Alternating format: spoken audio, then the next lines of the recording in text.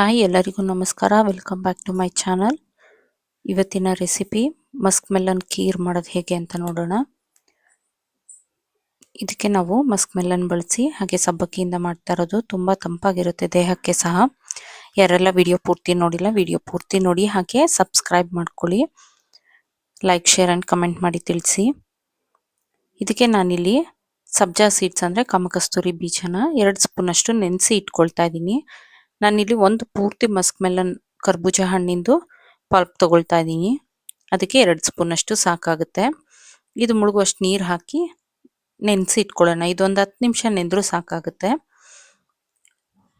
ಇದು ನೆನೆಯೋದ್ರೊಳಗೆ ನಾನಿಲ್ಲಿ ಅರ್ಧ ಕಪ್ನಷ್ಟು, ಸಣ್ಣ ಕಪ್ಪಲ್ಲಿ ಅರ್ಧ ಕಪ್ನಷ್ಟು ಸಣ್ಣ ಸಬ್ಬಕ್ಕಿ, ನೈಲಾನ್ ಸಬ್ಬಕ್ಕಿ ಅಂತಾರಲ್ಲ ಆ ಸಬ್ಬಕ್ಕಿ ತೊಗೊಂಡಿದ್ದೀನಿ ನಾನು.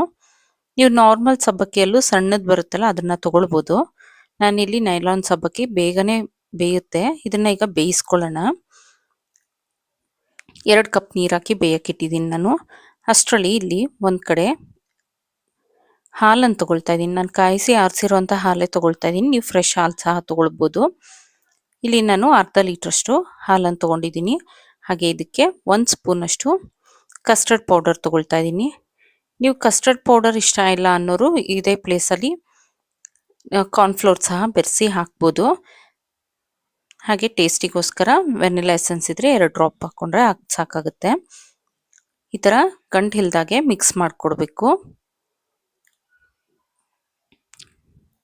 ಈ ಥರ ಮಿಕ್ಸ್ ಮಾಡಿ ಇಟ್ಕೊಳ್ಳೋಣ. ಈಗ ಹಾಲು ಬಿಸಿ ಆಗ್ತಾ ಇದೆ.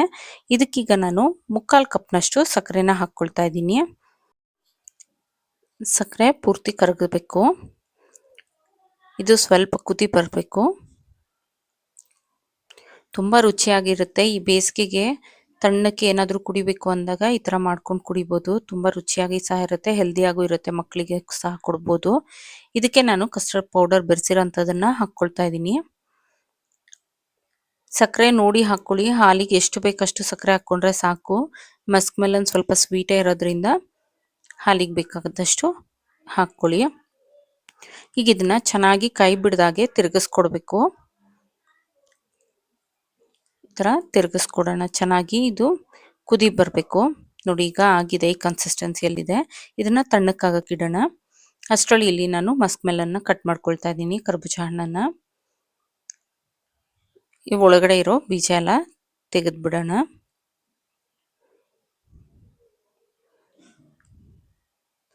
ಈ ಥರ ಒಳಗಡೆ ಇರೋ ಬೀಜನೆಲ್ಲ ತೆಗೆದು ಆ ಪಲ್ಪನ್ನು ಮಾತ್ರ ತಗೊಳ್ಬೇಕಾಗುತ್ತೆ. ನೋಡಿ ಇಲ್ಲೀಗ ಈ ಪಲ್ಪನ್ನು ನಾನು ತಗೊಳ್ತಾ ಇದ್ದೀನಿ.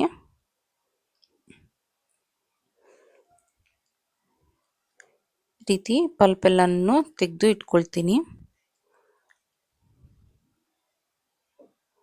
ಈ ಥರ ಪಲ್ಪ್ ತೆಗೆದಿರೋದನ್ನು ನಾನೀಗ ಮಿಕ್ಸಿ ಜಾರಿಗೆ ಹಾಕ್ಕೊಳ್ತಾ ಇದ್ದೀನಿ. ಮಿಕ್ಸಿ ಜಾರಿಗೆ ಹಾಕಿ ನುಣ್ಣಕ್ಕೆ ಪೇಸ್ಟ್ ಮಾಡ್ಕೊಂಡು ತೊಗೊಂಡು ಬರೋಣ.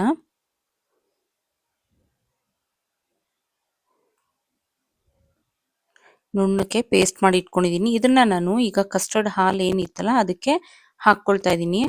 ಇದು ತಣ್ಣಕ್ಕಾಗಿರಬೇಕು ಕಸ್ಟರ್ಡ್ ಹಾಲು. ಈಗ ಇದಕ್ಕೆ ಸಬ್ಜಾ ಸೀಡ್ಸ್ ನೆನೆಸಿ ಇಟ್ಟಿದ್ನಲ್ಲ ಕಾಮಕಸ್ತೂರಿ ಬೀಜನ, ಅದನ್ನು ಸೇರಿಸ್ಕೊಳ್ತಾ ಇದ್ದೀನಿ. ಇದು ಸಹ ತುಂಬ ಒಳ್ಳೆಯದು. ಹಾಗೆ ನೀವು ಗೋಂದ್ ಇತ್ತು ಅಂದರೆ ಗೋಂದ್ ಸಹ ರಾತ್ರಿ ಇಡೀ ನೆನೆಸಿಟ್ಟು ಅದನ್ನು ಹಾಕ್ಕೊಳ್ಬೋದು.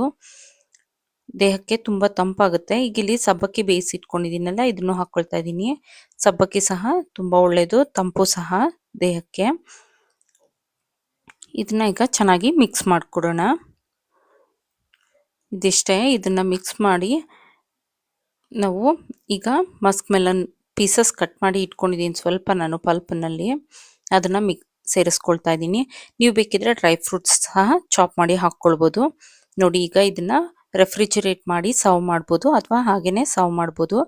ತಣ್ಣಕ್ಕೆ ಮಾಡಿ ಕುಡಿಯೋದ್ರಿಂದ ಇನ್ನೂ ಚೆನ್ನಾಗಿರುತ್ತೆ. ಒಮ್ಮೆ ಇದನ್ನು ಟ್ರೈ ಮಾಡಿ ನೋಡಿ, ತುಂಬ ರುಚಿಯಾಗಿರುತ್ತೆ. ಮಕ್ಕಳು ಸಹ ತುಂಬ ಇಷ್ಟಪಟ್ಟು ಕುಡಿತಾರೆ. ಈ ವಿಡಿಯೋ ಇಷ್ಟ ಆದಲ್ಲಿ ಲೈಕ್ ಶೇರ್ ಆ್ಯಂಡ್ ಸಬ್ಸ್ಕ್ರೈಬ್ ಮಾಡಿ, ಕಮೆಂಟ್ ಮಾಡಿ ತಿಳಿಸಿ. ಆದಷ್ಟು ಹೆಲ್ದಿಯಾಗಿ ತಿನ್ನೋಣ, ಹೆಲ್ದಿಯಾಗಿ ಕುಡಿಯೋಣ. Thank you for watching.